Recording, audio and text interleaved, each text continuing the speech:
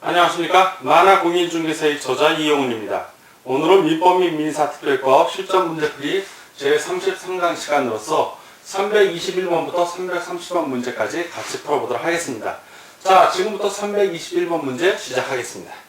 321번 매도인의 담보 책임에 관한 설명으로 틀린 것은 1번 매매 목적인 권리 전부가 타인에게 속한 경우 악의의 매수인은 손해배상을 청구할 수 없다. 그렇죠. 맞습니다. 악의의 매수인은 대금 감형만 청구할 수 있고 다른 건 할 수 없습니다.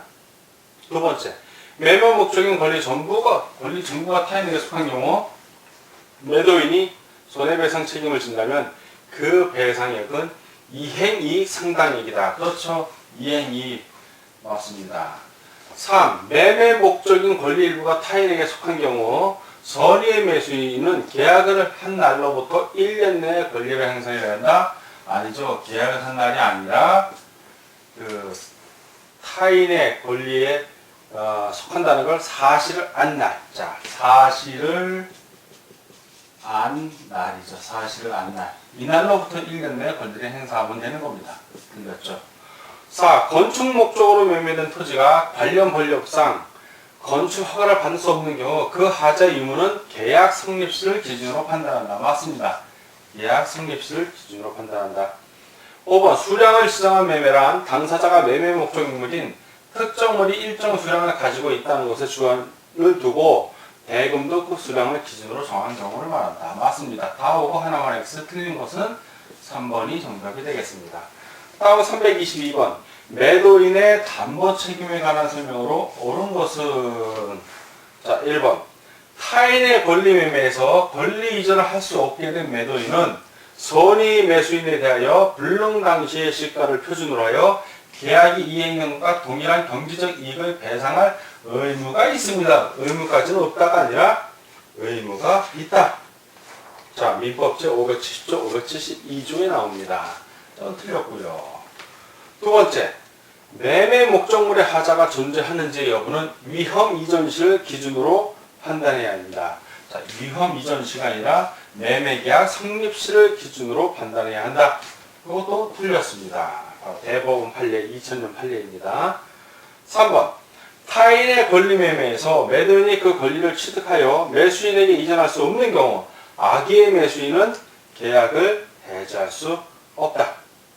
자, 악의의 매수인이라 하더라도 타인의 권리 매매에서 매도인이 그 권리를 취득하여 매수인에게 이전을 할 수 없어요. 그러면 계약 자체가 이행이 될 수가 없는 경우입니다. 따라서 이 경우에는 악의의 매수인이라 할지라도 계약을 해지할 수 있습니다. 자, 틀렸네요. 타인의 권리 전체를 매매하는 경우를 얘기하는 겁니다. 일부 타인의 권리가 아니라. 자, 민법 제570조, 572조에 나와 있습니다. 4번 매도인이 기계를 공급하면서 카탈로그나 검사 성적서를 제출했더라도 그 기재된 품질과 성능을 보증한 것으로 볼 수 없다. 아니죠. 볼 수 있다입니다. 자, 이거 과자입니다. 그 기재된 품질과 성능을 보증한 것으로 볼 수 있다. 대법원 판례 2000년도 대법원 판례입니다. 자, 틀렸고 5번 담보권 실행으로 행하여지는 경매에 있어서 매수인은 물건의 하자에 대한 원칙적으로 담보 책임을 묻지 않는다. 담보자입니다. 자, 중요합니다. 경매에 있어서는 물건의 하자에 대해 담보 책임을 묻지 않는다.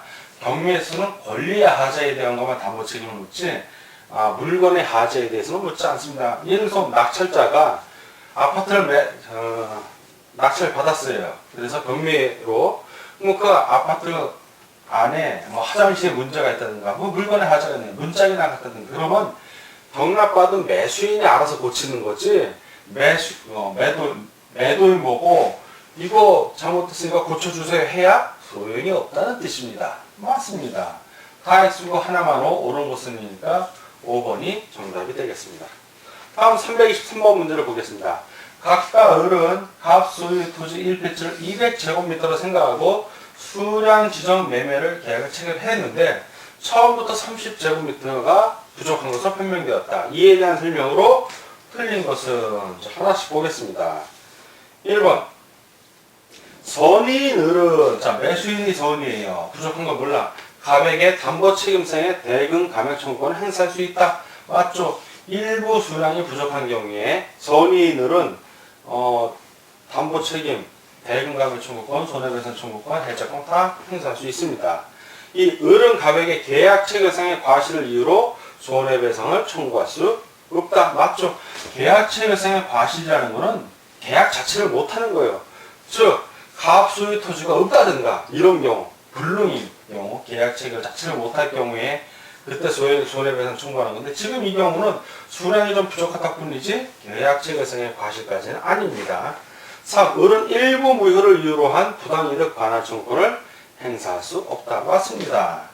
일부 무효를 이유로 한 부당이득 반환 청구권을 행사할 수 없습니다. 선의는 가액의 담보 책임상의 손해배상을 청구할 수 있다. 이건 맞습니다. 선의는 가액의 담보 책임상의 손해배상을 청구할 수 있습니다.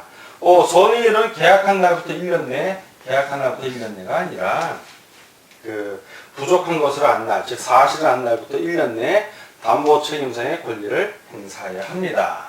자, 근데 계약한 날로부터니까 틀렸죠. 다 오고 하나 X 틀린 걸 고르니까 323번은 5번이 정답이 되겠습니다. 324번. 당사자 사이에 다른 약정이 없는 경우 매수인의 권리 의미에 관한 사항 설명 중 틀린 것은 1. 매매 계약 후 인도 전에 목적물로부터 생긴 과실은 매수인에 속한다. 매매 계약 후 인도 전에 아직 매도인이 갖고 있다는 얘기죠. 따라서 이때는 매수인이 아니라 매도인에게 속합니다. 틀렸네요. 두 번째, 대금 지급의 기한이 없는 때에는 매수인은 목적물의 인도를 받은 날로부터 이자를 지급하여야 한다. 맞습니다. 이자를 지급하여 하고 언제까지 지급하냐? 대금 지급할 때까지 지급하는 겁니다. 그때까지. 3. 목적물의 인도와 동시에 대금을 지급할 경우에는 그 인도 장소에서 이를 지급하여야 한다. 맞습니다. 4. 목적물에 대하여 권리를 주장하는 자가 있는 경우에 일정한 요건을 갖추면 매수인은 대금 지급을 거절할 수 있다. 그렇죠. 목적물에 대해서 권리를 주장하는 자가 있는데 매수인이 대금을 바로 줄 리는 없습니다. 5. 당사자 일방에 대한 의무 이행의 기한이 있는 때는 상대방의 의무 이행에 대해도 동일한 기한이 있는 것으로 추정한다. 맞습니다. 다 오고 하나만 X 틀린 것이니까 324번은 1번이 답이 되겠습니다. 325번. 환매에 관한 다음 설명 중 틀린 것은 1. 환매 기간이 경과한 때는 이를 다시 연장할 수 없다. 중요합니다. 연장할 수 없다는 거 맞고요. 두 번째. 갑의 의뢰 부동산을 환매 조건으로 매수한 경우 환매 기간은 5년을 넘지 못한다. 중요합니다. 5년을 넘지 못한다. 부동산. 3. 이의 경우 환매 기간이 경과하면 을은 대금, 매매 비용, 이자, 손해배상금을 제공해도 환매할 수 없다. 그렇죠. 환매 기간이 경과하면 환매할 수 없습니다. 맞고요. 4. 이의 경우 을이 매매 계약과 동시에 환매 특약을 등기하지 않으면 그 특약을 이유로 제3자에게 대항할 수 없다. 그렇죠. 특약을 등기하면 대항할 수 있고 특약을 등기하지 않으면 대항할 수 없다. 중요한 개념입니다. 5. 이의 경우 을이 환매를 하려면 그 기간 내에 대금, 이자, 매매 비용을 매수인에게 전액 제공하여야 한다. 언뜻 보면 맞는 것 같은데 이자는 해당 없습니다. 대금하고 매매 비용만 전액 제공하면 됩니다.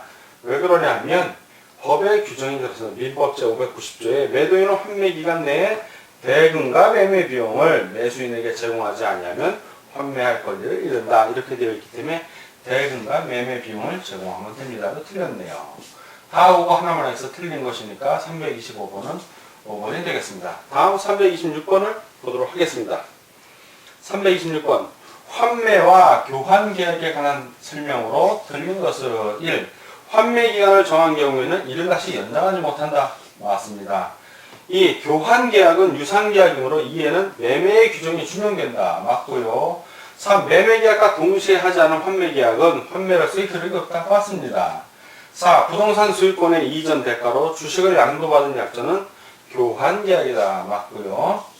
5. 부동산에 관한 환매는 환매권 특약의 등기가 없어도 제3자에 대해 효력이 있다. 없죠. 환매권 특약의 등기가 없으면 효력이 없는 겁니다. 다 오고 하나 X 틀린 것이니까 326번은 5번이 정답이 되겠습니다.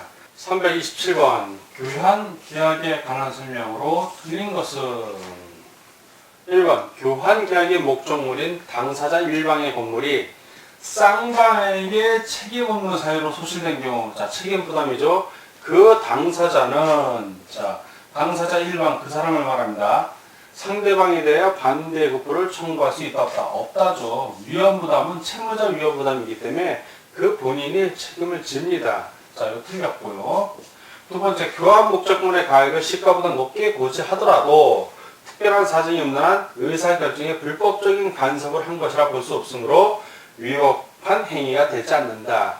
그렇죠. 그래서 대법원 판례로 돼 있고 교환 목적물을 약간 비싸게 내놓습니다. 그러면 사는 사람이 본인이 시가를 알아보면 되기 때문에 이러한 판례가 나온 것입니다. 3.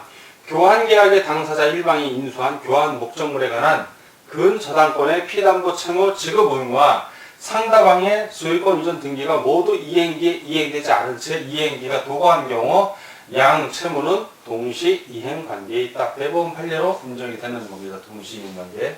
4. 교환계약 당사자 일방이 양도한 토지의 실제 면적이 계약생의 면적에 미달한 경우 상대방은 미달 부분의 원시적 불능을 이유로 계약 체결상의 과실 책임을 주장할 수 없다. 맞습니다. 그 매매나 이런 기타 유상 계약에 있어서 계약의 내용이 원시적 객관적 일부 불능인 경우 담보 책임에 문제가 발생할 뿐이지 계약 체결상의 과실 책임이 발생하는 것은 아닙니다. 5번 재산권이 아닌 노무의 제공이나 일의 완성 등은 교환 계약의 목적이 될 수 없다. 맞죠? 교환은 어디까지나 그 금전 이외의 재산권을 이전하는 경우에만 적용이 되지 이렇게 재산권이 아닌 노무의 제공, 일의 완성 등은 교환 대상이 될 수가 없습니다. 다 오고 하나만 X, 그래서 327번 틀린 것은 1번이 답이 되겠습니다. 다음 328번 문제를 같이 보도록 하겠습니다. 328번. 교환 계약 또는 임대차 계약에 관한 설명 중 틀린 것은 1번. 교환 계약은 청약과 승낙의 의사표시의 합치로 성립한다. 맞습니다. 낙선 계약이기 때문에. 두 번째, 교환 계약의 각 당사자는 목적물의 하자에 대하여 담보 책임을 부담하지 않는다. 부담합니다. 이거 부담해. 교환 계약 역시 매매의 준하기 때문에 부담을 합니다. 3번, 임대인의 임대차 계약 해지권은 행사상의 일신 전속권이라고 볼 수 없다. 자, 맞고요. 4. 임차인이 보증금을 반환을 청구하는 경우 보증금을 지급하였다는 증명 책임은 임차인에게 있다. 그래서 영수증을 받는다든가 보통장 입금해서 임대인의 통장 이름이 적혀 있는다든가 이렇게 해야 됩니다. 5. 임차인의 무단 전대가 임대인에 대한 배신자 행위라고 인정할 수 없는 특별한 사정이 있다면 임대인의 해지권은 발생하지 않는다. 맞습니다. 다 오고 지금 하나 2번만 X입니다. 그래서 틀린 것을 고르라고 되어 있으니까 328번은 2번이 정답이 되겠습니다. 다음 329번 문제를 같이 보도록 하겠습니다. 329번 임대차에 관한 설명 중 틀린 것은 1. 임대차 계약에서 임대인의 승인하에 목적물을 개축하더라도 반환 전에 임차인이 원상 회복키로 한다고 약정하였다면 임차인은 유익비의 상한을 청구할 수 없다. 그렇죠. 유익비를 포기한 거죠. 왜? 건물에 도움이 되게 건물을 목적물을 개축하더라도 반환 전에 임대차 계약이 끝나서 임차 목적물을 반환할 때 원상 회복하기로 했다는 얘기는 유익비 상한을 포기한 겁니다. 맞습니다. 두 번째, 임대차 계약 당시 건물 소유를 목적으로 한 토지 임차인이 건물 기타 지상시설 일체를 포기하는 약정은 특별한 사정이 없는 한 무효이다. 맞습니다. 자, 이 건물 소유를 목적으로 한 토지 임차인의 건물 또는 지상물 일체 포기하는 약정은 무효입니다.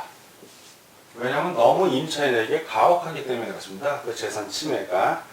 3번, 임대인이 재판상 청구한 차임 증액 청구가 상당하다고 인정되는 경우 증액의 기록은 판결 확정 시에 발생한다. 아니죠. 판결 시에 발생을 하는데 판결 확정 시에 발생하는 건 아니고 이건 청구 시로 소급합니다. 왜? 청구한 시점에서 임대인이 차임 증액을 청구했기 때문에 즉 소송을 청구한 그 시점으로 돌아가는 겁니다. 그리고 보통 소송 청구를 하면 판결 나기까지 1년에서 2년 걸립니다. 그럼 당장 내가 증액을 요구했는데 1년에서 2년 후에 판결 확정될 때 발생한다면 1년에서 2년 동안 나는 차임 증액을 못한 꼴이 되기 때문에 이걸 청구시라는 걸 좀 기억해 주시기 바랍니다. 이거 틀렸고요. 4. 임대인이 부담하는 수선 의무를 면제하거나 임차인의 부담으로 돌리는 특약도 가능합니다. 자, 이런 특약 역시 가능합니다. 그러나 아주 중요한 부분의 수선 의무는 특약으로도 불가합니다. 근데 이런 거는 조그만 수선 의무죠. 자, 5. 임대차 계약의 종료 후 임차인이 정당한 원인에 기하여 임차 목적물을 계속 점유하였더라도 목적물을 사용 수익하지 아니하여 실질적 이득이 없으면 차임 상당액을 반환할 필요가 없다. 맞습니다.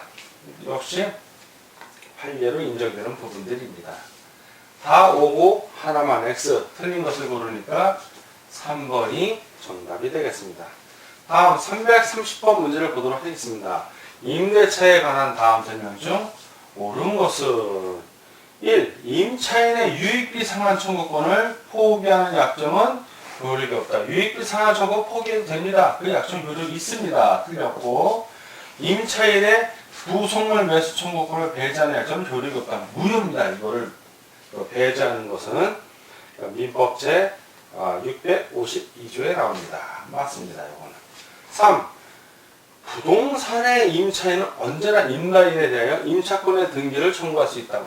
언제나 이런 말 나오면 의심을 하고 그랬죠. 언제나가 아니라 당사자 쌍방이 이제 협의해서 이제 등기를 하는데 당사자 간에 반대 약정이 없는 경우에만 등기를 청구할 수 있는 겁니다.